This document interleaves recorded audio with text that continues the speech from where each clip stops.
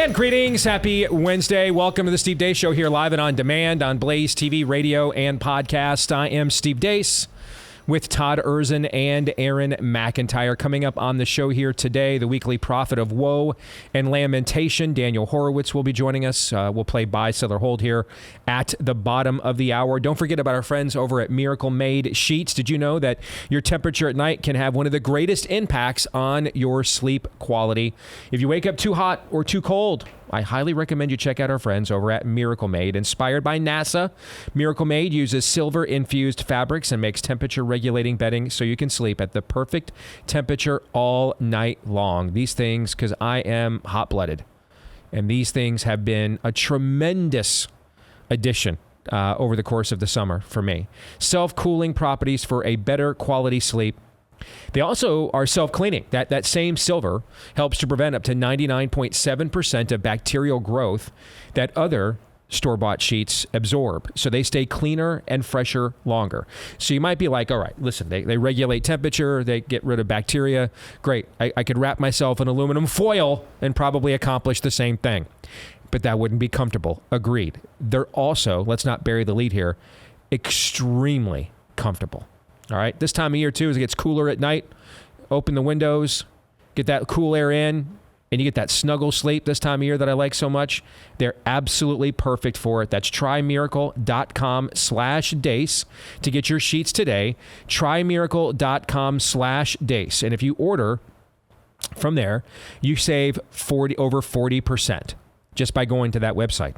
But if you use the promo at Deace at checkout, you'll get 3 free towels and save an extra 20%. You can't beat this deal. All right, so 40% if you go to trymiracle.com/Deace, 40% off, another 20% off plus 3 free towels if you put in the promo code Deace at checkout at trymiracle.com/Deace. And with that, let's get to it. Here is Aaron's rundown of what happened while we were away. What happened while we were away, brought to you by Following Your Heart. Donald Trump, sensing the immense amount of heat he's taking from his pro-life base, got on Truth Social yesterday and said, we need to follow our heart when it comes to baby killing. That's after knocking the heartbeat bills as terrible. Quote, I was able to do something that nobody thought was possible, and Roe v. Wade. For 52 years, people talked, spent vast amounts of money, but couldn't get the job done. I got the job done. Thanks to 3 great Supreme Court justices I appointed, the issue has been returned to the states, where all legal scholars on both sides felt it should be. Now, the pro-life community has tremendous negotiating power, like Ronald Reagan before me. I believe in 3 exceptions for rape, incest, and the life of the mother. Without the exceptions, it's very difficult to win elections. We would probably lose the majorities in 2024 and perhaps the presidency itself. But you must follow your heart. In order to win in 2024, Republicans must learn how to talk about abortion. This issue cost us unnecessarily but dearly in the midterms. So that's effectively a doubling down. Dilute your message on baby killing or lose elections. Again, yikes. Meanwhile, we're learning Florida Governor Ron DeSantis has suspended yet another official in the state of Florida. Late last week, DeSantis signed an executive order suspending Miami City Commissioner Alex Diaz de la Portilla following his Thursday arrest of charges of corruption, including money laundering and bribery. That suspension is effective immediately. De la Portilla is the latest suspension handed down from DeSantis following the suspensions of a couple of corrupt Soros prosecutors earlier this year. Fox News National nixed an advertisement from pro-DeSantis super PAC Never Back Down because it contained an image of Governor DeSantis during his deployment to Iraq, where he was holding a rifle. Never Back Down had to swap out the image with a more sanitized portrait of DeSantis. Ukrainian President Volodymyr Zelensky was also at the United Nations yesterday, where he lectured us about global warming. Even though humanity is failing on its climate policy objectives, this means that extreme weather will still impact the normal global life, and some evil state will also weaponize its outcomes. In Washington, D.C., Florida Congressman Byron Donald says there's no money in the House for Ukraine. The first thing I'll tell you is there's no money in the House right now for Ukraine. There's just not. It's not there. You mean there's no support for money? No. And to be blunt, we're running a $2 trillion deficit. Any money we give to Ukraine, we're borrowing. from our future. Mike Pence, your thoughts? Quote, the isolationist Republicans say that America should retreat from her leadership position, turn inward, and focus solely on domestic concerns. Anyone who says that America cannot solve our problems at home and be the leader of the free world has a pretty small view of the greatest nation on earth, end quote. In completely unrelated news, an illegal immigrant from Peru who was charged with murder in connection to a homicide in Eagle Pass, Texas yesterday, was first caught by Border Patrol crossing illegally into Eagle Pass in May and was released into the U.S. with a court date for 2025. According to Fox News' Bill Malugin, 64-year-old Roberto Emilio Vasquez Santamaria was arrested by the Maverick County, Texas Sheriff's Office yesterday. Customs and Border Patrol sources told Fox News after crossing illegally in May, he was processed for a notice to appear with a court date in 2025, then was transferred to Immigration and Customs Enforcement, who released him to a non-government organization in Eagle Pass, where he later allegedly committed murder. According to financial disclosures obtained by Fox News, former National Institute of Allergy and Infectious Diseases Director Anthony Fauci and his wife had a combined net worth that exceeded $11 million when he departed his government post. The documents show that Fauci and his wife were up nearly $2 million since before the pandemic, but experienced a net worth dip from 2021 to 2022. And now, do you want to get really depressed? Like, really depressed? Listen to this from Tom Elliott at Grabian Media, who did some research. Quote, fun fact, if in 2024 the federal government fired its entire 24 million person workforce and shut down entirely, the federal government would still run a deficit. 2024 projections per the Congressional Budget Office, entitlements are at $4.1 trillion, interest on the debt is at $1 trillion, and total revenue is only $4.8 trillion. What do you do with that? And finally, for the second day in a row, we get to hear from the venerable vegetable of the Keystone State. Here's John Vetterman's rousing speech to the union workers protesting and picketing in Michigan. My message to the CEOs is, at $74 million, collectively earning that, how many yachts can they need, to water ski behind it? It's just crazy. I don't know. And that's what happened while we were away.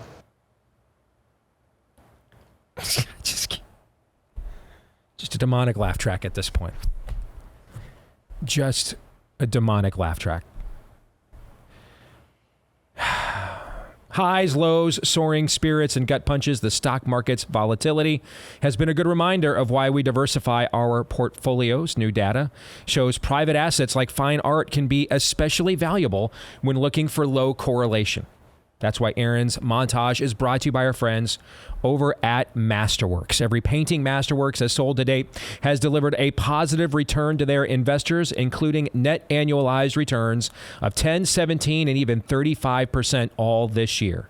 Naturally, past performance is not a guarantee of future returns, and any investing involves risk, including loss of principal. However, Masterworks' 15th exit, a Cecily Brown piece, was just a couple of weeks ago. So for an annualized net return of 77%.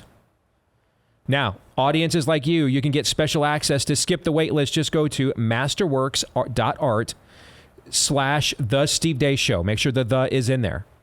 Masterworks.art/The Steve Deace Show. Masterworks.art/The Steve Deace Show, and see important disclosures when you go to masterworks.com/CD, masterworks.com/CD. Okay.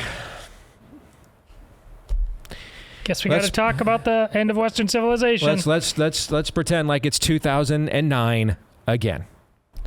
I told you this was one of the more depressing montages I'd made in quite some time. This is, Did it live up to your low expectations? Actually, I expected worse based on your commentary. I did. I expected worse. Yeah. That's encouraging.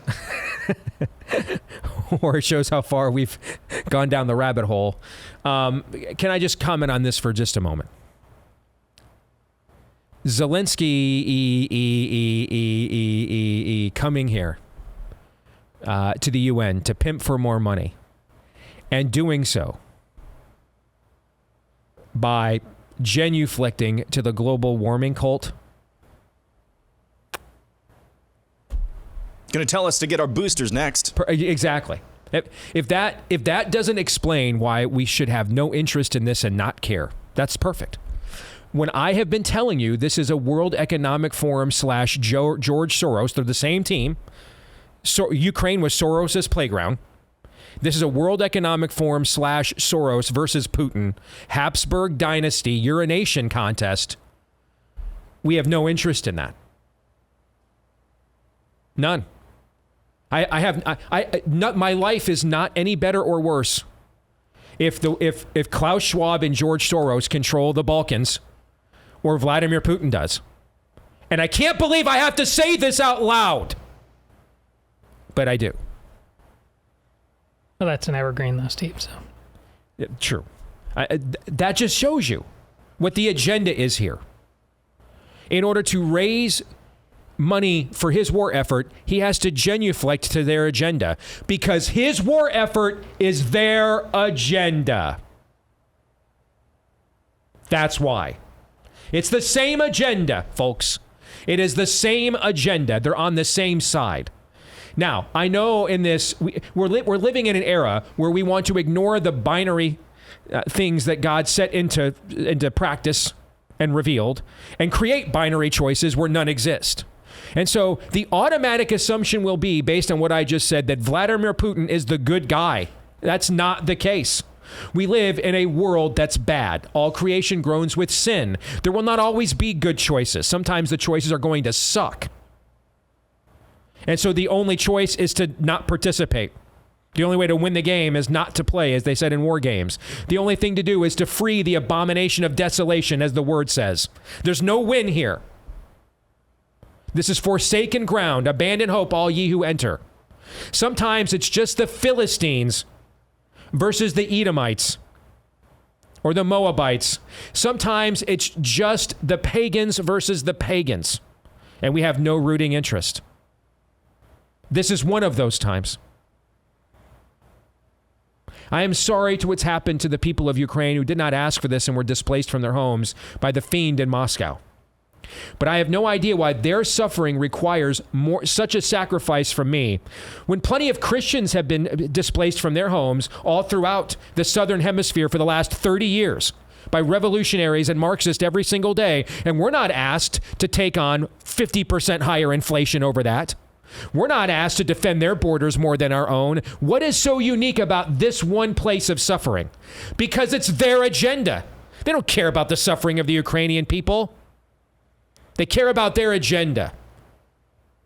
And Zelensky going there to bill collect, to pass the plate, and doing so, this is their church.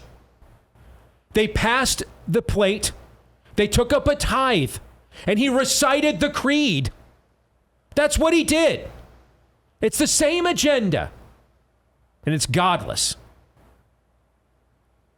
We have no stake here. I don't care. And I promise you, over my dead body, and I mean it literally, you will come in my home and you will kill me to get my son to die for your proxy war over there. Never happening. Never. You will have to kill me. And I mean it. So once and for all, let's dispense with any notion that anybody cares about the Ukrainian people or any form of some higher conflict is taking place here. We've got 4 Republican senators, 3 of them, Tom Cotton from Arkansas, Lindsey Graham, South Carolina, Roger Wicker from Mississippi, alleged red states, begging the Bidens or whoever's pulling their strings to give now advanced missile technology to the Ukrainians. No, they don't care about the Ukrainians. This is about their agenda.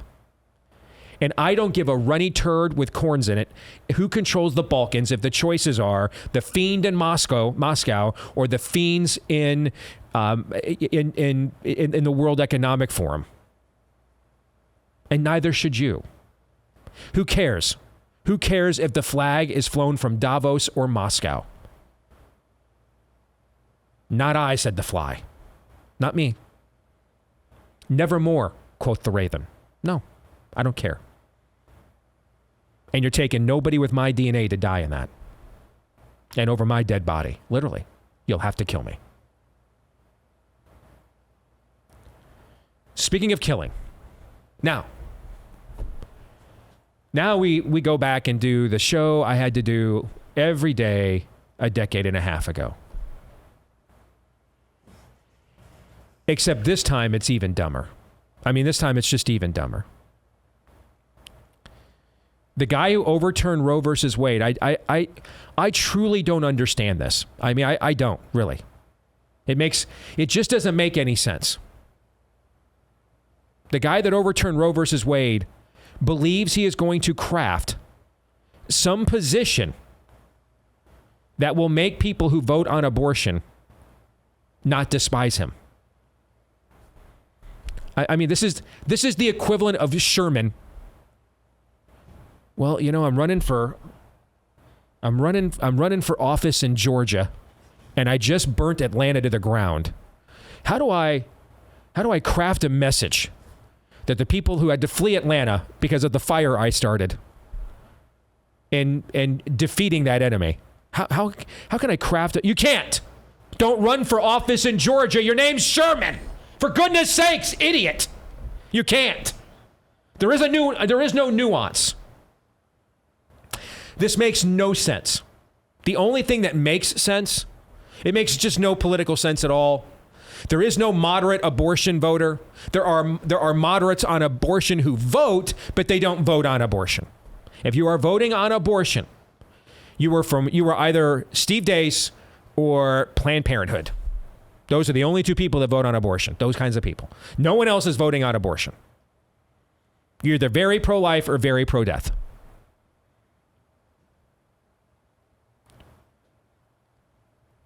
Now he's got people in our industry who have endorsed him, ripping him. I don't understand this. It doesn't make any sense. And the only thing that would make sense is like he personally just wants abortions to be legal still. Because politically, this is a loser. It's not winning him anything. Nothing. What he is saying is untrue. He did this after the election. We did not lose the midterm elections because of abortion. I'll break these numbers down for you again. Either he's getting bad information or he's lying to you. And I'm not down there hanging out with Laura Loomer and Roger Stone. So I don't know the answer to that. Flip of a coin. It's one or the other. Yeah, a bunch of single women who like to kill their kids came out and voted against us. Guess what single women do in every single election? That vote against us, guys. They vote against us. That's what they do in every single election.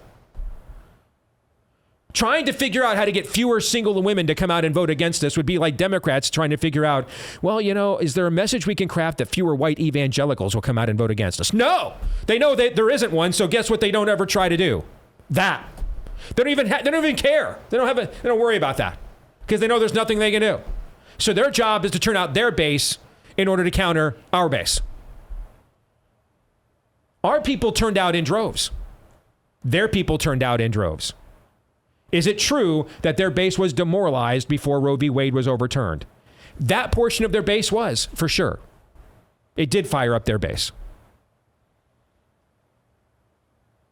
But why do Democrats every election go to single women and say Republicans are going to take abortion away? And why do they go to seniors every election your entire lifetime and say they're going to take Social Security away? Why do you think they do that? Because it doesn't work every single election? Your job is to counter those turnouts with the turnout of your own. Republicans in D.C. on purpose ran for no message at all. Remember when Rick Scott, at Trump's direction, to Trump's credit, Rick Scott actually tried to come up with some kind of like contract with America, a bunch of issues we all agree with, but they're 30 years old now. Remember this? Mm-hmm. And McConnell and the Republicans in Washington said, no, we're not doing any of that. We're running on no agenda at all. The Democrats are so unpopular, we just have to sit here and we'll win. Is that what happened though? No. So Republicans in D.C. had no message. And independents do not like Trump and his brand. This is the third election in a row now with Trump and his brand as the face of the Republican Party that Republicans have lost. Now, the gap was closer this time. It was only a few points. But when you lost a bunch of these races by just a few points, Kerry Lake, Blake Masters, a bunch of these elections by just a few points, those few points of independence you lost were the few points you needed. This wasn't a base problem on either side. Republicans can't win independents. Independents have lost confidence in governing class Republicans in D.C. They don't like them. They despise Mitch McConnell, and they don't care much more for Kevin McCarthy, frankly. And they don't like Donald Trump. We've lost independents 3 elections in a row. That's why we've lost. What he's saying is just not true. It's not any more true, really. It's not really any different than Merrick Garland claiming today there is no 2-tiered system of justice. See that he testified to that today? Yes. Yeah. Just said that with a straight face. That spaghetti is uranium. Giving kids heroin will help them become well-adjusted adults. Eating dessert for every meal loses weight. I tried that. I got to be 400 pounds. The lie is the point. The lie is the point. Now, I don't know if that's his point or not. You have to understand with Trump, you can't give him I know this for a fact. You can't give him information that doesn't tell him what he wants to hear. You're out of there. So it is entirely possible you're dealing with an 80-year-old Peter Pan. No accountability, no responsibility. He can't be told any information counter to his own personal narrative. You're dealing with a man-child. So it's entirely possible he just doesn't know. And because he surrounded himself with Laura Loomer, Roger Stone types, they're just jerking his chain and telling him what he wants to hear. But what he is saying is factually not true. It's not a difference of analysis. It's not a difference of opinion. It's just gaslighting you. Now, Merrick Garland is doing it on purpose. I don't know if Trump is. Here's what I do know. When you go from I'm going to appoint the justices who overturn Roe to calling terrible the legislation that allowed Roe to be overturned, you're just not the same guy. That's not the same guy. That is not the same Trump from 2016. Trust me, I ran against him. Got my ass kicked. Pretty well versed in 2016 Donald Trump. Saw that one up close and personal. Took that punch to the face daily. Know what that's like. Not the same guy. This guy we would have beaten. This is New York values. All the stuff we said about Trump in 2016, New York values and everything else we tried it out that didn't work, is actually all you're seeing right now. That is not the same guy. It's just not the same guy. I don't know what happened, but that's not the same guy. And then to turn around and to blame your brand's failures on your own base, now you're gaslighting them. As Aaron said, that's abusive.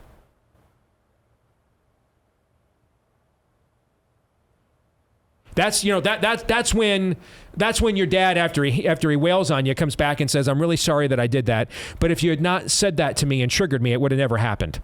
I know what that looks like, too, because I lived through that, too. Yeah, I know what that is, too. That is the statement he put out yesterday. I'm sorry you're mad about what I said, but you have to understand, you're really to blame for this, like I told you all along. What he's advocating, by the way, over 90% of all abortions happen in the first 15 weeks. So what he's really advocating is that over 90% of abortions remain legal in America. And the whole exception thing's a straw man. On one hand, if you put those exceptions in, then any woman can just go and claim I was raped and they'll abort her kid right away. On the other hand, can you find me a Republican in the United States of America running for office on getting rid of the rape and incest exceptions? Give me a name. Go. You know what I think about this? There isn't one. He's complaining about a problem that doesn't exist. No one. Now I would. That's what I believe. As someone who has a family where I can name rape and incest exceptions, people I know and love. You're darn right. I don't believe in exceptions to murder. But am I running for office right now? No. So who is the Republican running for office right now that is demanding we take those exceptions out? Who is it? The Donald. No one. He's the only one talking about these exceptions. This is a straw man. It's not even a problem. Now, it should be. It should be. But it's not. No one is demanding zero exceptions abortions. No one is. I have no idea what he's talking about, and neither does he. I have never, ever in my life seen someone run for office on trashing their greatest accomplishment of their previous term. I've never seen anything like this. Stuff is biblical, man. This is King Saul level stuff, where the ego just so overtakes you at the core of who you are that you're just not the same guy you used to be. You're just not. You always had a healthy ego. You always had a tinge of, if not more, than a morsel of narcissism. But those things could have driven you also to great accomplishments. But after a while, man, if they're not put into check and everyone around you is a chain jerker and a sycophant, and it's just a feedback loop of id, eventually you get swallowed up. That's the story of King Saul. And you're watching that play out with Donald Trump. He's just not the same guy. The Donald Trump of 2016, if he stepped in something and got pushback, would have immediately stepped back. The Donald Trump of 2024, no, you guys have it wrong. I'm right. You're all wrong. Oh, and the jab is glorious and not a poison. He's just not the same guy. We would have beaten this guy. The guy we ran against in 2016 was a hell of a lot smarter and more clever than this. Cared about his base more than this, or at least thought that he had to pretend to. This is not the same guy. Or it's the guy he's always been, but now he just feels like he can just, like the other side. Well, we got enough power now. We can just tell you the truth of where we're really coming from. I don't know the answer to that. I'm not down there in the dimly lit halls of Mar-a-Lago making grainy videos. So I don't know what goes on. I don't know what love notes he and Laura Loomer are passing back and forth to each other. I don't know. But this messaging is a disaster. It's a disaster in a primary. It's even more of a disaster in a general election. He is opening himself up to a line of conversation and debate where, in a general election, guys, he's going to have to argue with his own base and their base at the same time. At the same time. There are Christian conservative leaders. I won't name them. I should, but I won't. Who have half a testicle. I've tried to work with before. And they can deliver nothing. And they have no courage of conviction at all. Just complete seat at the table grovelers. They're out criticizing Trump right now. That's how bad it is. This is a loser.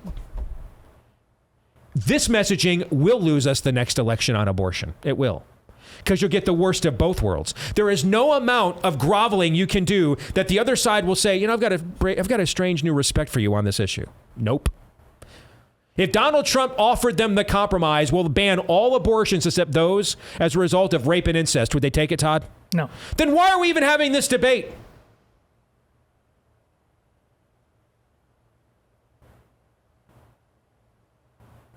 So instead, you end up, name the Republican who wins a presidential election arguing with their own base all the way to Election Day. Ask President McCain how that worked. President Romney tried it. How was his? What did you think of the Romney administration, Todd? What'd you think? Did that work itself out? Nothing but delicious chicken sandwiches, Indeed. Steve. Yeah, just binders full of victories everywhere in that administration. Indeed. You don't win by arguing with your own base all the way to Election Day. You don't. And so he's going to take his biggest win, the issue that is of the utmost importance of the last 50 years of right-of-center politics, and he's going to choose now to fight with his own base over it.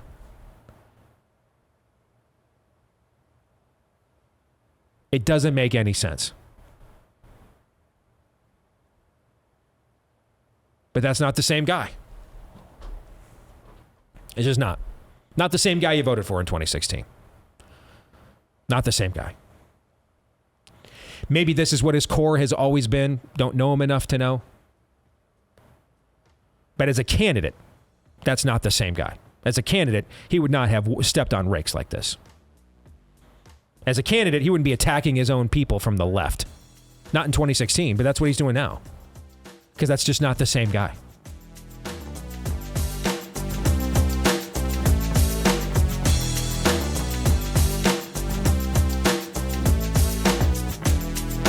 Everyone deals with pain from time to time. Now, there's two reasons for that. Clinical, which means you need medical attention, or chronic.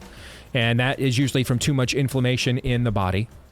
And thankfully, there is an all-natural anti-inflammatory drug-free that was still created by physicians who can prescribe drugs. Why did they want to do it this way? Because if you can medicate and heal the body without taxing other organs and systems in the process, as a trade-off, take advantage of it. Now, our bodies aren't meant to last forever. We live in a sinful world. So there's not always that opportunity. And so when that happens, get the medical care that you need. But when that possibility exists, take full advantage of it.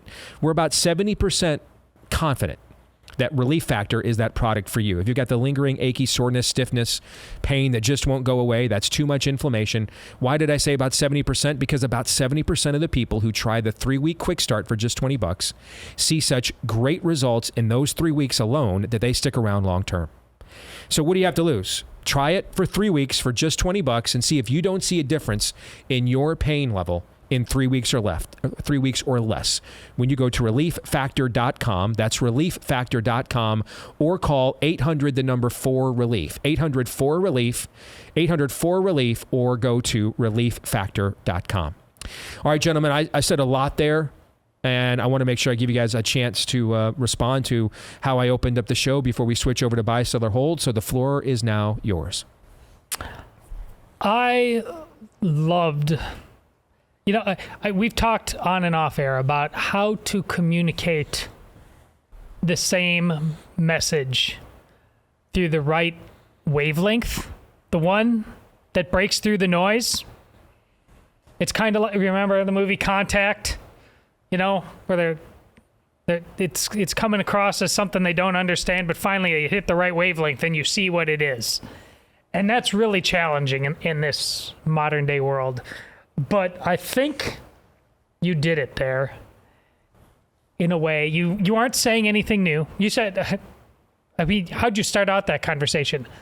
Let's go back to 2009. I had all these arguments with the McCain establishment, with the Romney establishment, with the Reince Priebus establishment. Now we're going to have this argument with the MAGA establishment. None of this is true. These are the same distortions and in either errors or flat out lies that the previous iterations of the GOP power base attempted. Mitch McConnell has said all the same things about abortion politics that Donald Trump is saying now. There's no difference at all, just in the person communicating them. And it's not true.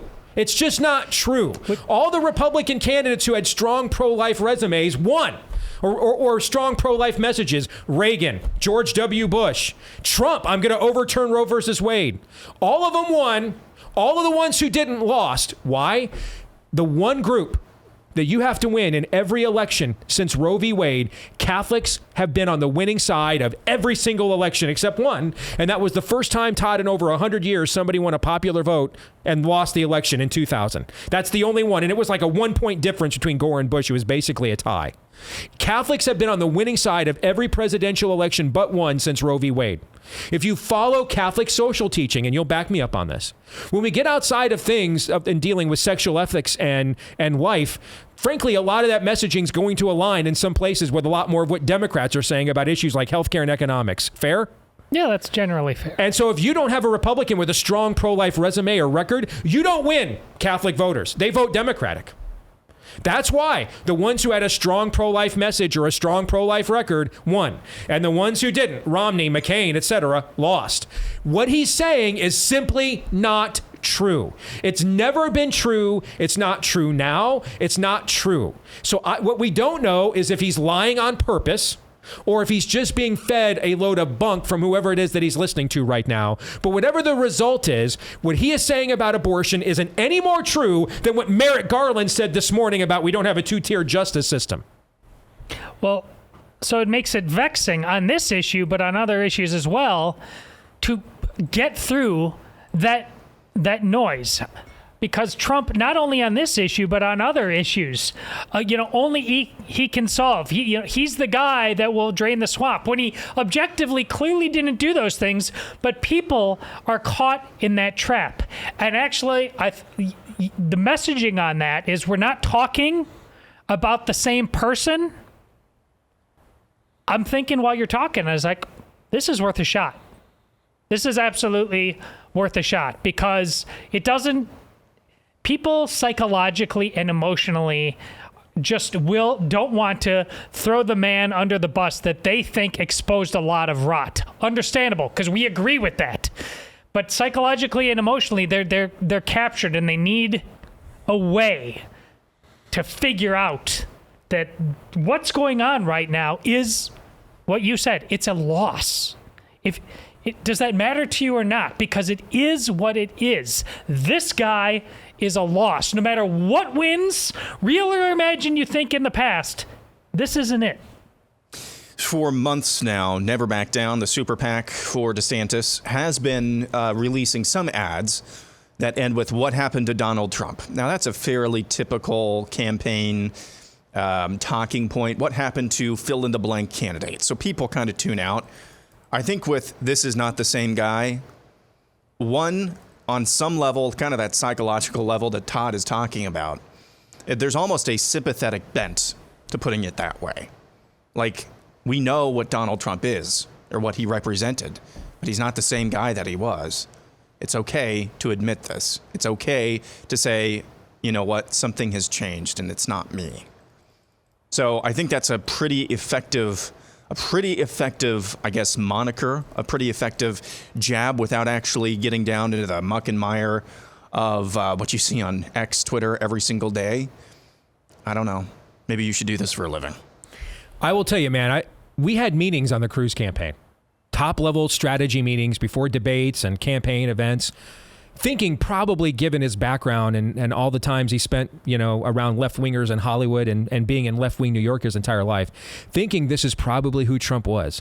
But we could never set a trap to get him to actually say stuff like this. He only hit us from the right.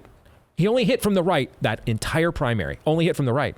In fact, remember, that was the election cycle when the David DeLeiden videos came out. It was that summer of 2015 when the David DeLeiden videos came out with the Planned Parenthood people chewing the granola, talking about how they're going to auction off baby parts.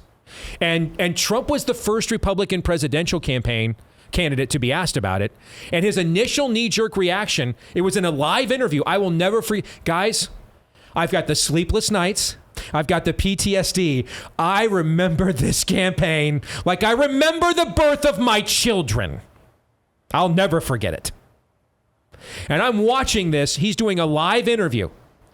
And his initial instinctive reaction, no handlers, no advisors, no Twitter, no Truth Social. He's live on the air and he's asked about these videos. And he says, wow, if those videos are confirmed, Planned Parenthood ought to be defunded. Shouldn't get a dime of government money. He was the first presidential candidate to say this. I believe it was in September of 2015. I'm actually starting to even remember the Breitbart articles about it. And we would just look at each other. Did it to us again. He did it to us again. He got to the right of us on every issue. He's not even trying now. Doesn't know what a woman is. Doesn't know if a man can become a woman. And hey, let's go there. We have done deep dives on 3 candidates so far in this race, right? Yes. Trump, DeSantis, and RFK Jr. Yes. Okay. If both Trump and RFK Jr. are going to allow over 90% of abortions to remain legalized, and RFK is actually the one that is willing to meaningfully push back on Big Pharma and the deep state, and the deep state, because Trump had his chance and didn't really push back on them at all. Okay. Tell me who's more pro-life at this today, right today. Now, I can't even, if you would have come back and told me in February or March, I would even ask this question at any point in this campaign. That was just a few months ago. I'd have told you were nuts. Okay. But mark the tape. It's September 20th, 2023. If RFK Jr. and Donald Trump are both okay with allowing over 90% of American abortions to remain legal, and one guy is willing to actually do something meaningful about what the second greatest killer in our culture is right now, Big Pharma and the jab, and the other guy is a pimp for it, tell me who's more pro-life, Donald Trump or RFK Jr.? Well, RFK did the opposite when confronted with this after. He said basically Roe v. Wade has now been decided one way, and then he ran away. He didn't try to massage. He just said the states are going to do your thing. He's been more neutral on this in a way that people like us can accept as somehow reasonable. Strategically, in this time and place, like you've said, forget what we believe morally, but than Donald Trump has. I don't think that's even in question. Aaron, how would you answer that? Who's pro-life today? Based on where they both stand on abortion and big pharma and Ukraine, which would be an extension of like unnecessary, unjust war, right? Yep. Who's more pro-life today? I think it's a debatable point, actually. What do you think? I don't know. Yeah, it is a debatable point. I mean, I would just say, based on these comments, it's a terrible thing to do a 6-week baby killing ban. And his unrepentance on the jab and his pimping of the jab. Donald Trump's got some questions to answer. We'll just put it that way. Because if you were just comparing, the blind resume comparisons that we do for NFL coaches, if you would just put these together in a vacuum, take away the names, I agree. That's a debatable point. Is that a good thing? No, it is not a good thing. Who made this a debatable point? Him, that's my point. He did it. Trump did this. Yes. We would not have even contemplated debating this 3-4 months ago. We wouldn't have actually maybe contemplated debating it 3 or 4 freaking weeks ago. That was Bobby Kennedy's point when he just said, I think we need to go to our corners for a while, take a deep breath, figure out really, he tried to de-escalate instead of this. I just truly don't understand it. I don't.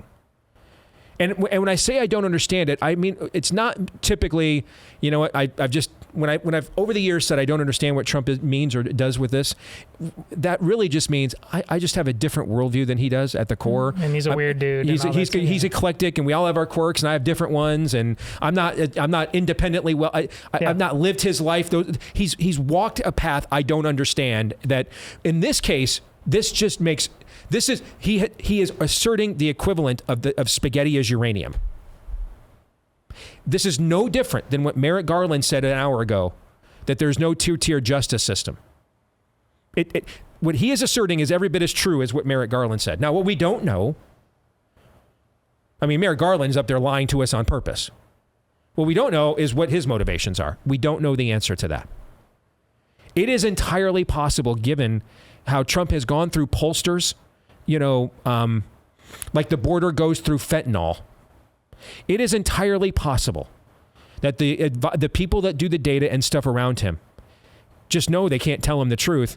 And so they've crafted this narrative for him to explain why the 2022 election was underwhelming and most of his candidates lost. Because the other narrative won't be good. The independents basically hate you and Mitch McConnell the same. That's not to say you're not the same guy. That's not to say you're the same guy. Maybe for different reasons. For McConnell, it is just another corruptocrat guy just will die in office and never leave us alone and haunt us from the grave. For Trump, it might be, I'm just tired of his antics and he's exhausting. I'm not drawing a moral equivalency or a political equivalency, maybe is a better way of putting it, between Trump and McConnell. I'm saying they are equivalent figures in terms of dislike of independent voters. And you can show me all the Harvard-Harris polls. I'm looking at the polls that have mattered, when we start counting games. It's a little bit like, let's ignore the results of the games and talk about what the point spread said was supposed to happen. No, dude, we don't do wins and losses based on what the point spread told us. We do wins and losses based on the games. And when you look at the actual games, we have lost independents 3 elections in a row. Now, this one was close. We didn't lose them by that many points. I think like 3 points. But how many? Think Carrie Lake would have liked 3 more points? Yeah. Think Blake Masters would have liked 3 more points? How many people would have liked 3 more points in this last election cycle? A lot of people would. And so my guess is there's not a long-term employment venture at Mar-a-Lago walking into Trump's penthouse there and telling him that. So you tell him something else. The pro-lifers pushed you too far. Those Christians don't realize just how glorious you are and asked too much of you, and you gave them more than you should have. And as a result, we lost this last. Now that'll get you to the front door of Mar-a-Lago. Hell, he might even show you a top secret map of Iran if you tell him that. You won't get anywhere though telling him the truth, apparently, because this isn't true.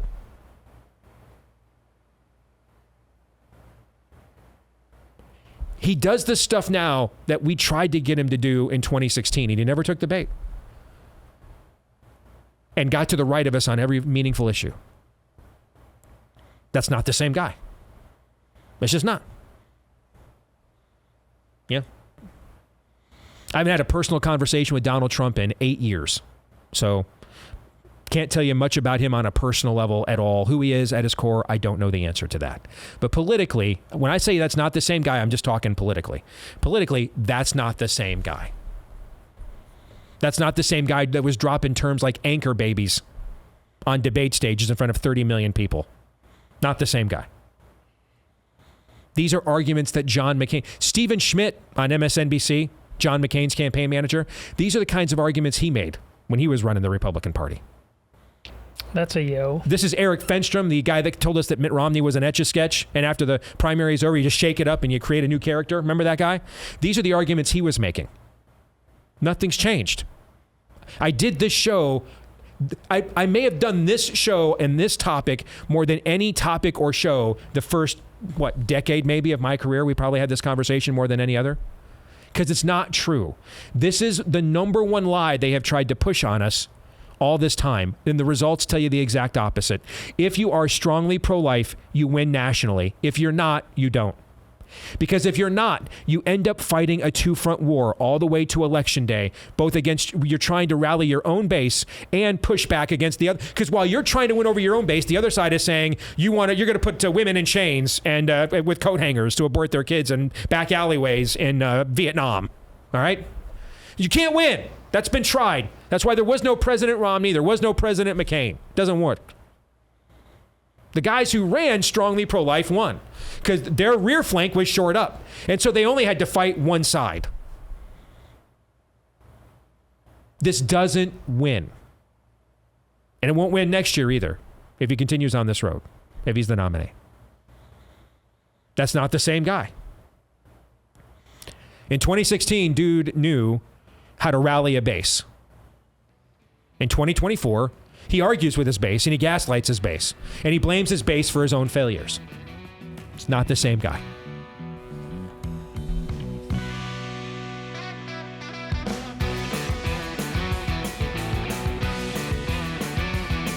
All right, back here with Hour 2, live and on demand on Blaze TV, radio, and podcast. Steve Deace here with Todd Erzin, Aaron McIntyre, and all of you who can let us know what you think about what we think via the stevedeace.com inbox. Take advantage of that by emailing us, steve@stevedeace.com. That's DEACE. Like us on Facebook, Me, We, and Gab. Follow me at Steve Deace Show on Twitter, Getter, Instagram, and TikTok. You can also find me on Truth Social at Real Steve Deace there. And again, it's DEACE. Thanks to all of you that are part of our growing podcast audience. If you've yet to do this, please leave us a 5-star review. If you like us, of course. If you don't, then go with a 1-star. We're okay with 1 or 5 stars. We don't want like 3 or 4 star. I mean, either all in or all out. That's what we're going for here.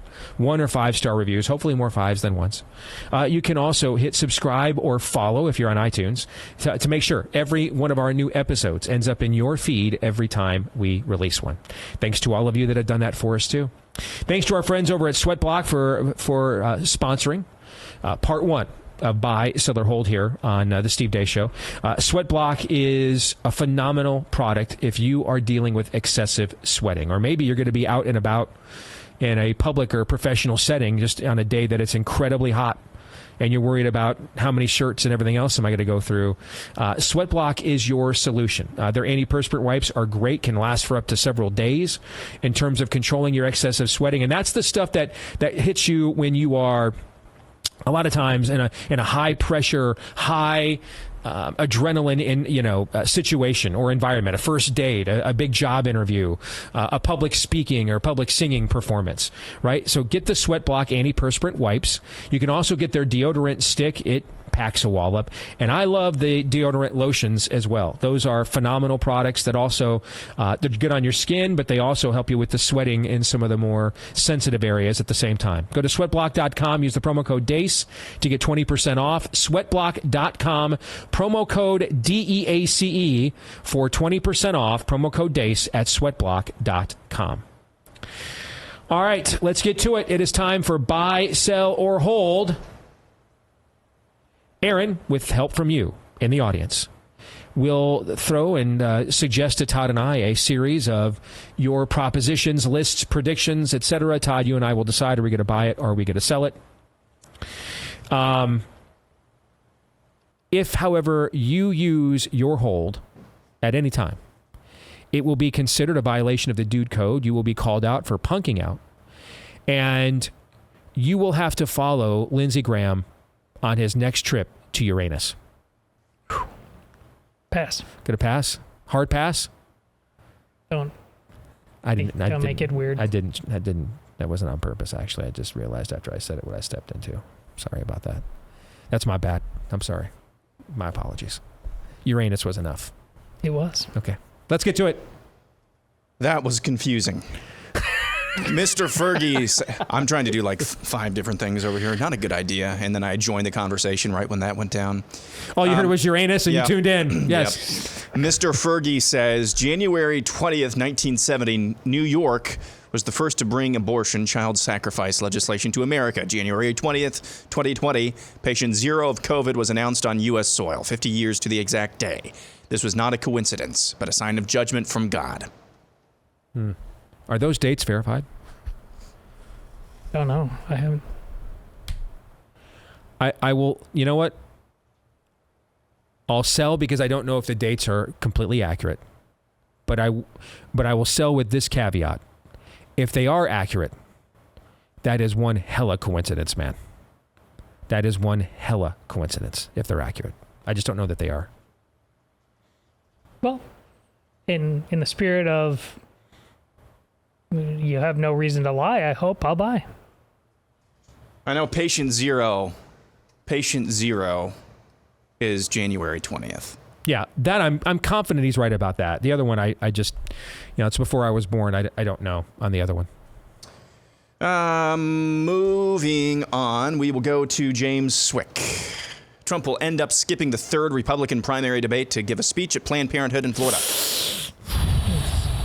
Sell. I'm going to sell. You cut me deep, Shrek, with that one. That's one of those things when you're an attorney, you know you're going to get overruled when you say it out loud, but you say it just for, to get it out there. Just have it out into the minds and the ether. Yeah. I understand. What would happen, do you think, if the DeSantis campaign started running that Trump was pro-choice? Think that's going too far? I think tactically, not a smart play. No? Okay. No. Just that because again that Roe v. Wade and it being overturned is one of the top 10 political moments of our political lifetime. So it's hard to run in the face of that way. I think you need to go take a different tact. Here is a question I'm going to get asked in my inbox. At what point does Trump so betray us on this issue that he undermines that own accomplishment? You don't know. I mean, you're talking about magical R stuff now with Trump cult stuff on top of. You have no idea. You don't know. That's probably a different answer for every person, in other words, right? Yeah. Okay. All right, Aaron, next one. This is data masked. RFK Jr. running as an independent would not impact the outcome of the 2024 election. Oh, I greatly disagree. Well, you know what? Now I'll buy. I'll buy now. Too late to get ballot access to get to a critical mass of support.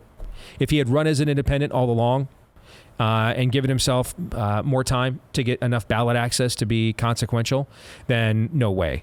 I doubt that's the context of this statement, though. But he's wasted all this time. Well, it's valuable time, I think, for us. One of the things we wondered, the last few years is where's all the iconoclastic, rebellious boomer rockers, right? Where's all the hippies at? And so last night there was a fundraiser for RFK Jr. Eric Clapton was there. I think Crosby, Stills, and Nash were there. They raised $a few million for RFK Jr. So him running as a Democrat has been useful for us in showing us just how few liberals are really left. Okay, Woody Harrelson, the people we used to debate with in the 80s and 90s, and now almost seem like they would make good neighbors. Okay, compared to what we're up against now, right? So that's been useful in showing us that the reality is the Democratic Party is not interested in being a party of justice for the disadvantaged, which was its core messaging for basically from the Great Society until Obama. Basically, that was its messaging. That was its core branding. It's a hard left party. It's a Marxist, or at least a neo-Marxist party.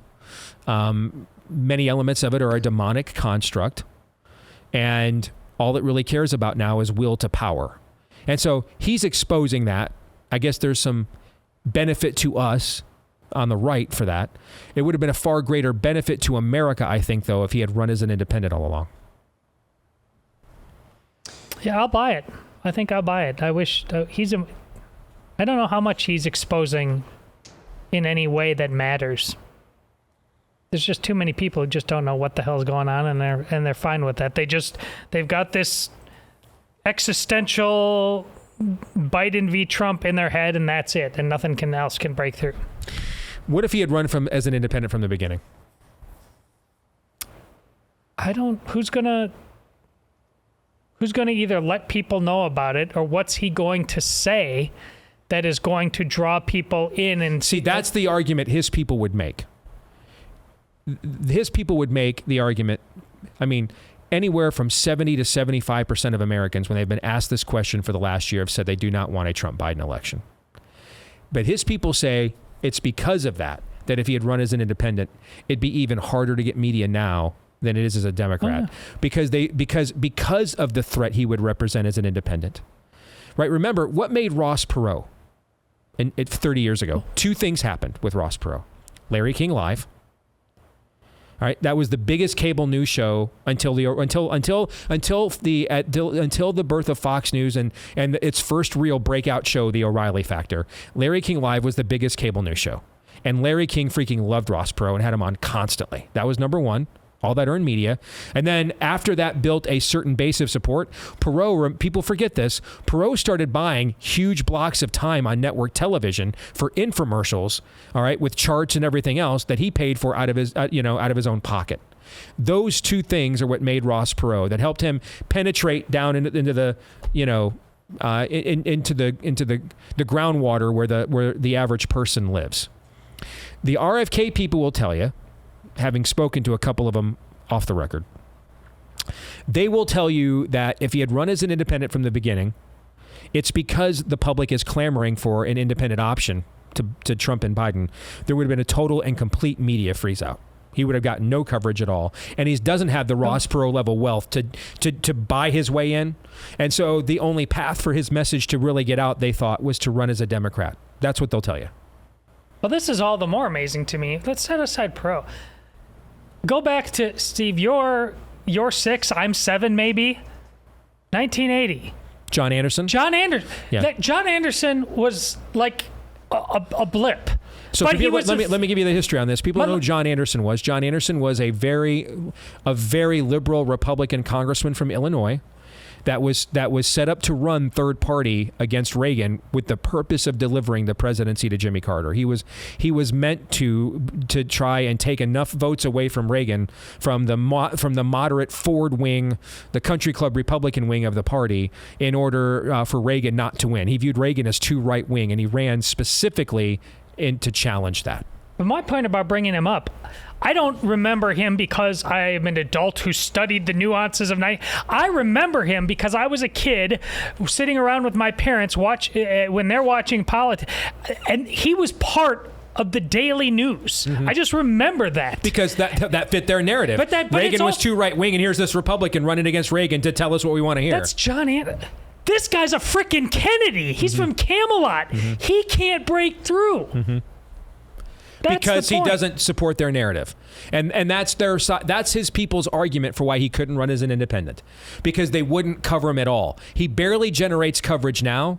Like, they still have to put him on WMUR in New Hampshire, because he's technically a candidate. They have to follow that protocol, right? Because he's technically a Democratic candidate. If he was running as an independent, his people will tell you he would have gotten nothing, because he would so violate every narrative and would actually therefore be an attractive option to the people that they would not have permitted him any traction. That's what they'll tell you. And they might be right about that, the more I think about it. No matter how much you hate the media, you don't hate them enough. Preach. Matt Danhire says Gavin Newsom won't run for president in 2024. He's making a play to be Secretary of State or some other cabinet position.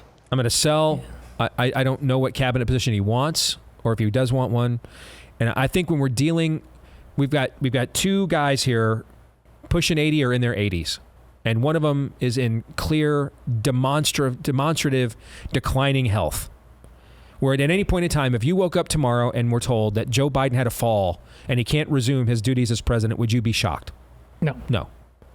The other guy is trying to dodge 91 felony indictments. I just think making wide sweeping generalizations about what's going to be happening on the ground in this presidential election 12 months from now is probably not a good bet, period.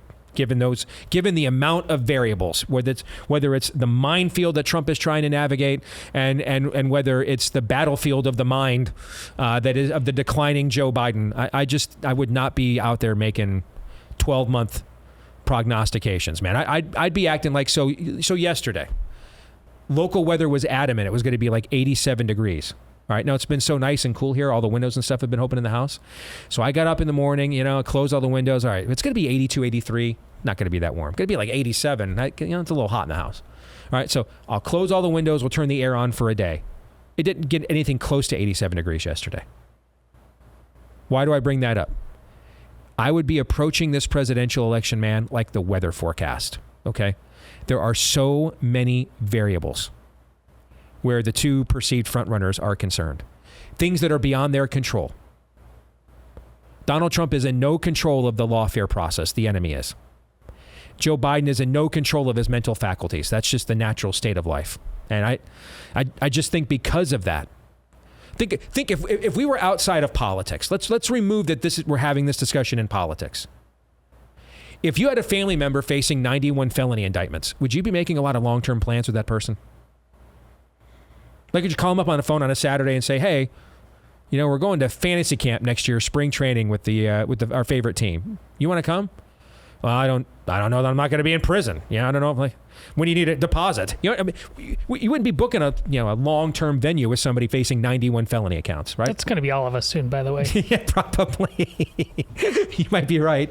On the other hand, if you had someone in your family with the clear cognitive decline as Uncle Joe, you'd be like moving up wedding dates to make sure he could come there. You know what I'm saying? Mm-hmm. You'd be like, having events earlier. You wouldn't be like putting him off. You'd be trying to have him now so that you knew for sure old Uncle Joe would be able to be there and be in the pictures and have those memories forever. Mm-hmm. The idea that we are just talking about stuff that's going to happen 9, 6, 12 months from now with guys with at the age and the issues these two men have, I just think that's unwise in general. Correct. Next up, we go to Jason Rowland. Steve should apply his theory of his actions affecting the Detroit Lions to GOP primaries and go complete opposite George to lead DeSantis to the nomination. That's funny. I like it. I'm going to buy it. I think it's very funny and snotty, and I really appreciate both of those character qualities, so I'll buy it. You're unemployed and you live with your parents. That's right. What are you doing tonight? Yeah. Yes. Who indeed. are you? Yes.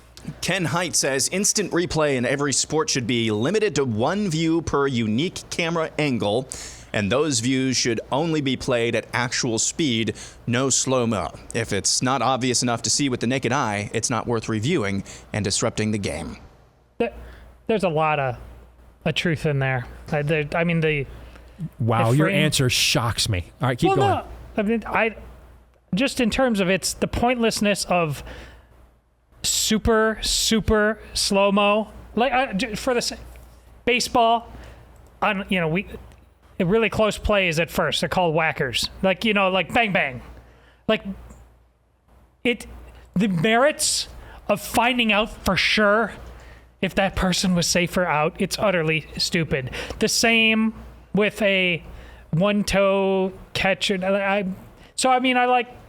just like he's bringing sanity to a process that, again, all the science, the technology, we got to have it. Supposedly, it was our utopian notion it's going to make things better. It's made us dumber and more pathetic. They were just talking about it recently after, what was it, the Iowa or the Iowa State game where there was a field goal that was controversial because it was above the uprights. Yeah, and so was it good or not? Yeah. Was it good or not? And the amount of time.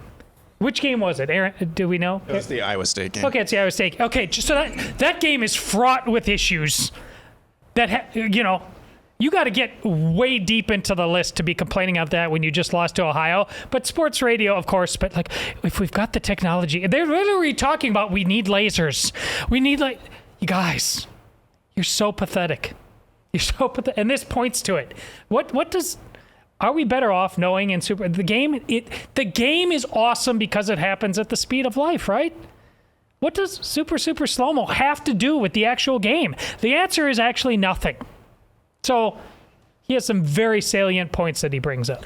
I agree there's salient points. I'm going to sell, though, not that I disagree. I think I can narrow it down even more. Having been to the College World Series the last few years and a Major League Baseball game just a month ago. Now, be still your beating heart. I said last hour, if you would have told me I was going to debate whether RFK Jr. or Donald Trump was more pro-life 3 months ago, I'd have said you're insane. Okay? I can't believe I'm going to say this, all right? But whatever baseball is doing with instant replay is what every sport should do. For whatever reason, they go in, they look, and it's done, and it's over. You don't even realize it. It's so fast how they look, how they've got it set up, and everything else. It's been a minute, probably since I was still buying baseball cards, okay, that I said other sports should emulate in terms of being on the cutting edge what baseball is doing. All right. But being in the stands on a 90-degree day, and when Michigan was in the College World Series a few years ago, I think that was 2019, and there were numerous replays, and just how quickly those were done.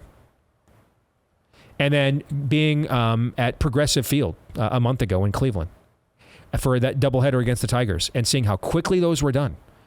However baseball is doing it, and whatever their methodology for doing it is, every sport should follow suit. Well, my pat answer would have been, no, of course, I don't want any instant replay at all in either case. But this brings up he just brings up the point that it's just whatever the technology is, we want it. It must make it better. It doesn't matter if there's proof anymore. He brings up a great point. Most people would disagree with him. Well, if super slow-mo gives us the right answer, we must have the right answer. But the game is not played at super slow-mo. But these people they are theologians on this front.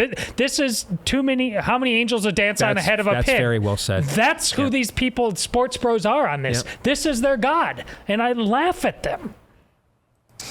Next, we go to Bruce Logan. The new Disney Plus Ahsoka? Yeah. Series has the potential to not only completely revitalize the Star Wars franchise, but it could possibly take the franchise to a whole new level, especially after the Dave Filoni directed Episode 5, which was fire. I got a lot of these types of submissions this week. So I've not seen any of it yet. So I have to sell because I want you to be right, but I've not seen any of it yet. And I probably won't get to it till after football season. Between what my daily duties with the show and other stuff involved in, particularly with an Iowa caucus happening, and whatever limited free time I have right now is pretty much devoted to football season. So I probably won't get to it till we're home for like that long Christmas break is when I will finally get a chance to watch Ahsoka. So I want you to be true and to be accurate, but because I haven't seen it yet, I have to sell. I actually want him to be wrong because we don't have time for this in this culture, quite frankly. We haven't earned the right to be distracted like this. I don't know why, and Aaron, maybe you would know, but maybe it's because subscribe to ESPN Plus, and that's part of the family. But like, because your advertising that you get on Facebook and stuff is indicated by what you. Yep. But I don't watch this stuff. But I am getting spammed with these ads of these, and these are these man boys are writing sonnets about this episode 5 because it brought Anakin back, and maybe it's fantastic and well done. But I mean, guys, we don't have time. I mean, this is not supposed to be your life. And you guys have, honestly, they're going into these incredibly deep dives about how this is like, this is Shakespeare, and all you have to understand what this means. Term papers, guys. You look around you. I hate to. I am that guy now, and I can't help it. But honestly, this can't be our main meal. And it's just abundantly clear that this is your main meal. And it's very disconcerting. It's an idol like anything else, no matter how damn good it was. That's why it was actually kind of, when it was getting bad, it was actually like maybe people will give up on it and move to something meatier. But I don't know. All right, before I move on, we'll do some rapid fire to close it out. A word from our friends over at Bonner Private Wines. I think Todd needs a drink about right now. Fair. Yes. Check out Bonner Private Wines, Sunai Elagico Malbec. It's a never-before imported gem from deep in the Calaki Valley of Argentina. That's a vineyard at a breathtaking altitude of almost 9,000 feet. It's the third highest vineyard in the world.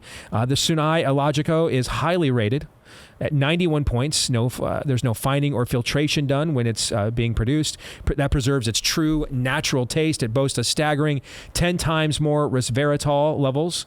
That's good for your heart. And it's also got 93% less sugar than the bulk stuff you're going to buy, the bulk wines you're going to buy at the grocery stores.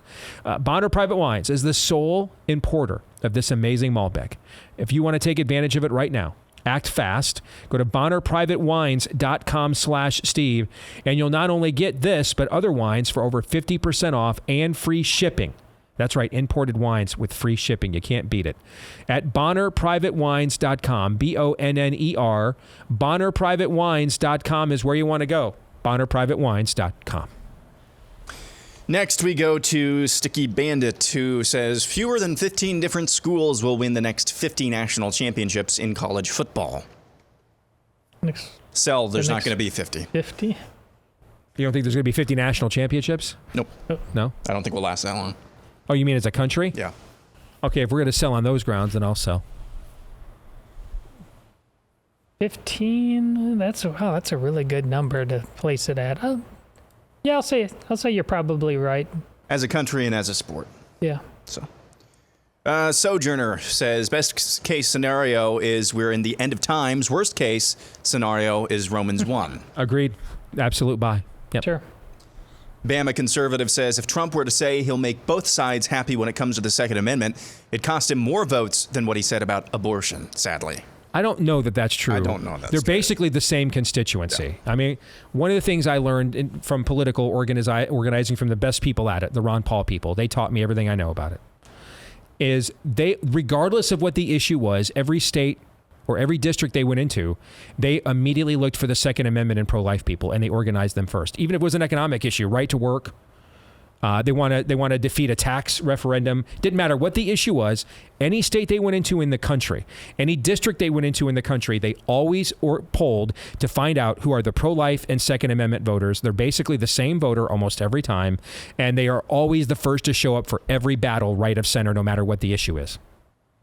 So there's actually, now it took a minute, but there's been quite a bit of condemnation of Donald Trump on the right about these comments, quite a bit. I just saw our old buddy Dan Bongino. I didn't even know about this. I've not seen a post of Dan's in weeks. I'm starting to. I've not had this problem with Twitter since Elon took over. There are weeks that go by I don't see posts from people I follow. Aaron, you told me yesterday as that we were walking out of here. Yeah, I was really encouraged. Yeah, I did not know that he went after Trump on his live comments. Trump is getting a lot of rebuke from this. A lot. And to be fair to Dan, I mean, he listed the reasons why he's still supporting Trump, but it wasn't this is the type of grown-up conversation that we should hope for in a primary, and he did that. So hats off to him. Probably said a lot of the same things that I will say next year if he's the nominee, would be my guess. But I think Trump's getting hammered for this actually pretty good, as a matter of fact. So, and you can tell how often does he issue these kinds of in-depth clarifications on issues to his base? Not very often. And it really wasn't much of a clarification. I think in his mind it was, but as Aaron, you put it, it was really a doubling down. Yeah. Next, Ben Wisdom says that Hideous Strength by C.S. Lewis should be a book to study for Theology Thursday. It's not interesting. sure if legally we can do that. I don't know. I don't know. That is one I am not familiar with. I've heard of it. I'm not as familiar with it though. So, but I'll take your suggestion. I'm down with the C.S. Lewis book study any day. Yeah.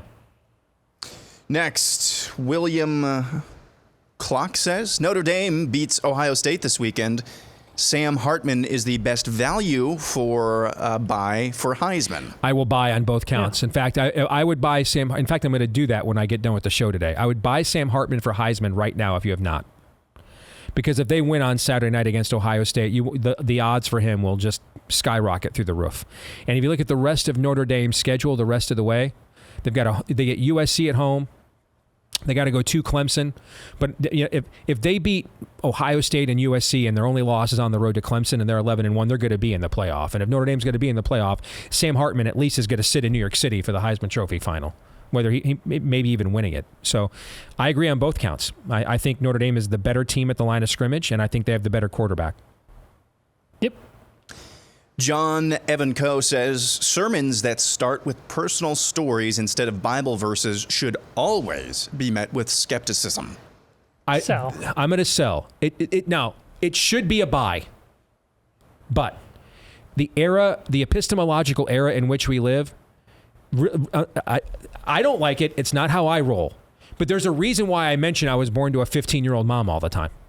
Because an emotional connection is required nowadays for people to hear truth. It's sad. That's not the case. That's not the way it's supposed to work. But, if I lived in the time of the judges, could I fix that era? I had to accept that era for sure. You have to accept the era and you live in for which it is.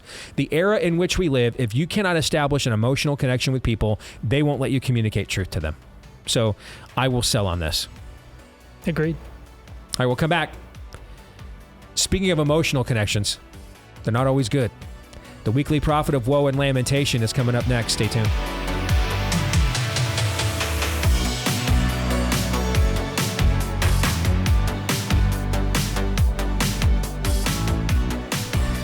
All right, back here on the Steve Deace Show. Daniel Horowitz is brought to you by our friends over at Eden Pure.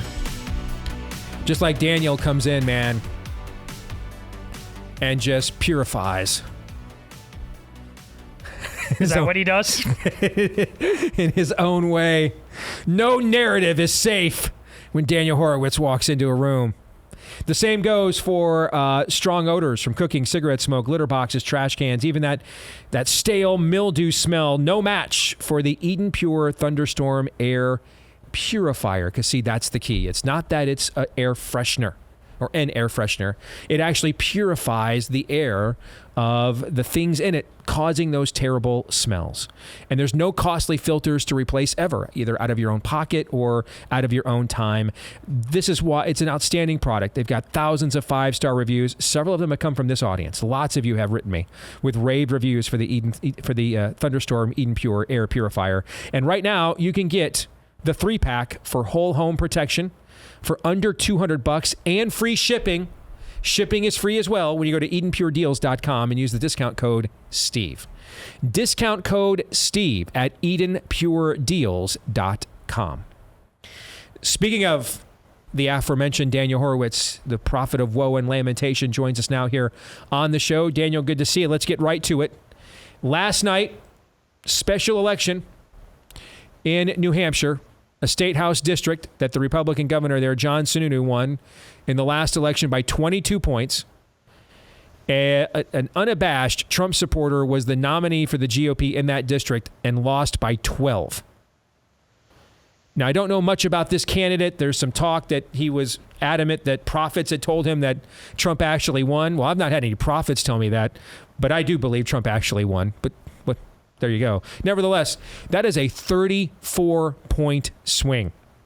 34-point swing loss in a state house district in New Hampshire. But polls have told us that if we retroactively label Barack Obama a homosexual crack addict that has a fondness for white meat, we're winning the black vote next year, you all. Your thoughts? You know, Steve, we thought this was done with in November when all these people were just mourning that loss, but then they just went right back to it. I mean, look, you thought, and I thought to some extent, that it would be a very good year. I mean, kind of logical. When in history have you had that much existential crises going on, including the worst economy ever in terms of affordability, and the incumbent party to downright basically won? You take redistricting out of it, they won. They won that election. When has that ever happened? Yet this is the third election in a row where we created this inveterate electorate that you have, 45% of the country is always going to remain solid red. But every single area you need to win, you're not only losing, but you're losing big. Arizona, Michigan, Wisconsin, New Hampshire, those type of states, obviously the Atlanta suburbs. What it's demonstrating is that same inveterate electorate that was created in 2018 and persisted the next two elections, even after Trump was gone and Biden was president, it's continuing. It's still there. The problem is still there. And I've been pointing this out for a few years by now. Special elections are often a harbinger. So typically when you have an unpopular incumbent in the White House, it's the other party winning all of the special elections, often even in enemy territory. So during Obama's midterm years, during Obama's presidency, Republicans won all of it. With Trump, we saw Democrats won in 2018. But then the problem is the Democrats kept their midterm out of power status in power. That's the problem. This is not the first time we've seen that. I mean, I've seen Republicans had like a plus 30 district in Wisconsin. They won it, but they underperformed by 20 points. They lost another seat in Virginia this year. There were a couple others that I've seen. So the point is, don't lie to me and say we're going to win by doing nothing. And what we have today is the lowest common denominator of the Trump establishment and the antiquated establishment. There's no message, and essentially this is the paradigm we have now. And it ties into abortion, everything you're talking about, every issue this week, why we're losing. The choice is between Mitch McConnell. By the way, it was McConnell's people who called me a purist 10 years ago, so you weren't so far off. Prophet for purity. I haven't seen the prophet yet, but hopefully we get some purity. I'm the only one without the prophet. But I digress. The point is, you either get McConnell types or you get Elise Stefanik types, which are essentially the same chambercrats, but this is the game Nancy Mace is playing now. I'm pro-choice. I go to gay pride parades, but I go on Fox News and scream witch hunt, and suddenly I'm kosher. The rhinos have learned this is the new game to play. Yeah, it used to be go to the Cokes and with a handout. It used to be go to the Chamber of Commerce with a handout. It now is go on Fox News, scream witch hunt, and you can betray the Republican base 6 ways and twice on Sundays. Yes. Or, getting back to New Hampshire, and I know this is going to be the most controversial of my 3 assertions, the other paradigm we now have is white trash. So, or essentially telling the voters, we are white trash, whether you are or not. It's taking every damn stereotype that the left throws at us and embracing, like, hey, let's accentuate it. No problem. So it runs the gambit depending on who you're talking about. We're seeing these candidates where some of them might, unlike the 2 aforementioned, they might embrace our talking points, initiatives sometimes even, but often they can't be effective. They don't know how to be effective. They're contradictory. And even if they're not, sometimes it's worse than the other 2 because they introduce ideas to the party that needed to be introduced must be introduced, but they take our gold and dip it into feces, and then we're stuck holding the bag. And this kind of ties into the whole abortion thing. You know, there's an I've been meaning to tell you this, Steve, and I didn't mean to hijack it, but it does tie very much into New Hampshire, because New Hampshire is clearly a state where abortion is hurting us. But why? An underappreciated factor is that you can't have a party full of people that live the lives of the contestants on Jerry Springer's show and then be like, you know, I really care about the babies. I don't want you guys getting abortions.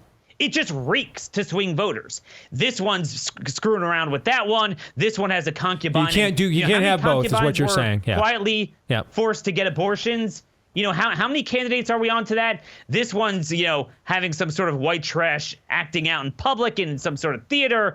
This one's on their third marriage and all sorts of extracurricular activities. I mean, is it too much to ask for that we have kind of like Chip Roy type of people that you know you won't have issues with them and their authenticity bleeds out to the voters? Apparently the answer to that question is yes. I'm glad you brought up the abortion topic, because I did this show for 10 years when I first got into this business, and it's all the same talking points all over again. Every Republican governor that signed a heartbeat bill won either comfortably, like Brian Kemp did, or dominantly, like Kim Reynolds did in the last cycle. Every Republican presidential candidate who has been soft on abortion lost the Catholic vote and lost the presidential election. Mitt Romney, John McCain. Every Republican that either had a strong life message or record, Reagan, George W. Bush, Trump saying I'm going to appoint the justices that overturn Roe, won the Catholic vote and won the presidential election. I have no idea what he's talking about. I'm not sure he does. The guy goes through pollsters the way the border goes through fentanyl. So you don't stay hooked into Mar-a-Lago there by not telling Peter Pan what he wants to hear. So it is entirely possible that Laura Loomer and Roger Stone and whoever else is down there right now has convinced him that Republicans underperformed in this election, not because his brand is mud with independent voters. And by the way, the broader Republican brand is mud. All right. They have there's different reasons independents don't like Trump and McConnell, but they don't like him just the same. And so no message from the Surrender Caucus in D.C., the damage of the Trump brand. That's what happened in the last election. You lost independents for the third election in a row. And this one was really inexcusable, given how unpopular and radicalized the Democrats were. Should have won them by 5 points. You lost them by 3. And that really was almost all these contested Senate and House races around the country. Almost all of them were 2 or 3 points, Daniel. Almost. Kerry Lake, Blake Masters, 2 or 3 points. Almost all these elections were. Nevada, 2 or 3 points. Almost all of them were. And that was the difference. And so you don't stay plugged in at Mar-a-Lago by telling Trump those kinds of things. You stay plugged in by telling him you over-delivered for your base and these Christians are just not thankful enough, and you should go in there and treat them the way Rehoboam treated the tribes of Israel. Learn from him. That's great leadership. Smack him around and tell him who's boss. So he's doing the Rehoboam strategy, okay?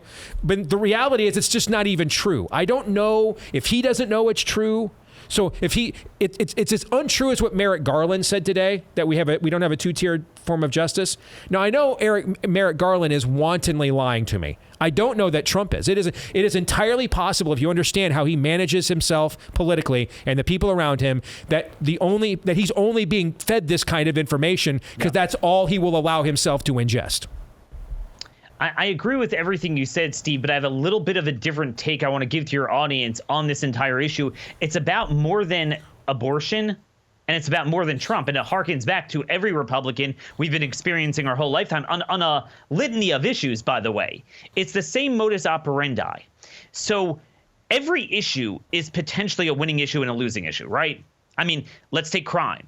Crime is a big winning issue for our side. But if you want to obsess about and accentuate, I found a guy that, was just caught with some weed and he was locked up for 50 years, the straw man, and each side will try to straw man. You got to power through that and give a convincing argument.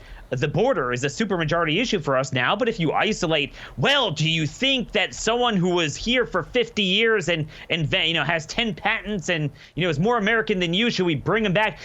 every issue is like that. That's the ebb and flow of every issue. And abortion certainly has those extremes, the middle ground. You accentuate the other side's extreme. You don't focus on yours, and that's how you win. But what happens is, this is not just about abortion. You have to listen to those other clips from Trump with that Meet the Press interview, the Megyn Kelly interview. You need to sit down. Your listeners need to sit down and listen to Trump's interviews. Don't watch his prepared comments at rallies or those videos. If you want to see the Trump, not of the campaign, but of governance, which is the one that matters, it comes out in an interview. Why? Because a Democrat, operative disguised as a journalist confronts him with something. His first intuition with adversity is to throw it off the ship.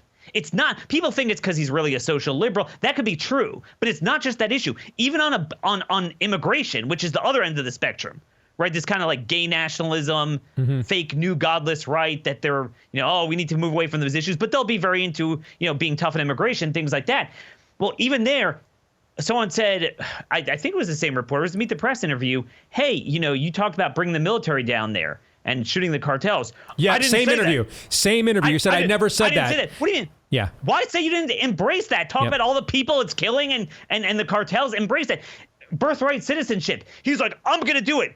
And then Megyn Kelly said, why don't you do it? The lawyers told me it's going to be problems. The people said, the smart people say, I hear from people.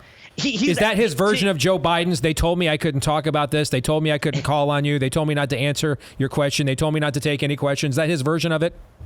To his credit, Trump is actually very prima facie, very honest in interviews because there's no time to react, and he'll tell you what he thinks. And I think a lot of our people find that endearing, and it is, but it's also very revealing while being endearing. And it's also revealing when we don't need to speculate what that portends for a second term. It's a reflection of what we lived. Even when he deep down wants something, he doesn't have the intellectual fortitude and the true intrepid belief behind it to power through a narrative. Oh, ventilators, people dying. All right, here it goes. Whatever. Oh, a shutdown. Remember he said with a budget fight or the debt ceiling fight. Yeah, I don't care. He was asked, well, why when you were president did you raise it 3 times without even asking for a single dollar cut in exchange? And he was like, well, I was president then. I don't want to risk that. And that's the problem. So too much of our base conflates you're fat, you're ugly with a man that will hold his ground and won't back down. But that's as it relates for the tit for tat on a personal level, because that's his natural habitat, so he'll fight for that. But when it comes to issues, he will throw it overboard, and he's telling you that right now. We've been dealing with that our entire life. And one more comment on abortion. Trump is the embodiment of what he is talking about with a losing political issue on abortion. It's exactly what I mean. When you go take a steak, chew on it, throw up on it, piss on it, and then, put it on the table and say, go eat it. With people like him as the face of our movement, it becomes a loser. Abortion I hear what you're saying. Yeah. Abortion will be a losing issue. Yeah. Yes, it will be, because it's a little bit hard to convince swing voters that we genuinely care about virtue and life and whole life and care about you versus just cheap political points, because how many concubines are we on? Yeesh, yikes. Well, there was some woe and lamentation at the end there for sure. Thank you, Daniel. Happy to deliver. Yeah. And that probably hurt our ability to profit today. All right. It's Todd and Aaron, your thoughts. We got about a minute and a half here before we sign off. Again, remarkable that all of us can just kind of shrug our shoulders about what Daniel just said. Is, yeah, that's probably true in terms of abortion becoming a loser because of Trump. Immediately saying that in the shadow of the overturning of Roe v. Wade. I mean, this is the issue, right, that brings the religious right to the table as a political force. Yet, apparently, it's also the thing that's going to, kill it, too? Just unbelievable. I'm listening to Daniel over here, and I'm doing the Kylo Ren. More. It's just ass backwards. Okay, I posted over the weekend, once upon a time there was a football team whose starting star quarterback decided in the middle of the game to amputate his arm, his throwing arm, under the theory that it would make the defense like him more and stop sacking him. That team went on to lose 666-0. He threw no completions because he didn't throw any passes at all because he didn't have an arm. And the defense sacked him on every single down. Guys, this was Donald Trump's biggest flex. It was. And he's trying to get rid of it to make the opposition like him. It just makes no sense at all. And that's how I started the show, Aaron. I agree. It doesn't make any sense. It just doesn't. We'll stick around. We've got bonus buy, seller, hold, and overtime. For the rest of you, we'll see you tomorrow, noon to 2 Eastern after Glenn Beck. Until then, John 3:17.